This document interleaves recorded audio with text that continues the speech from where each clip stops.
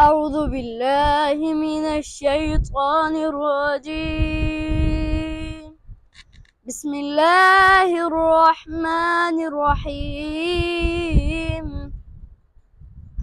أرأيت الذي يكذب بالدين فذلك الذي يدع اليتيم ولا يحض على طعام المسكين فويل للمصلين الذين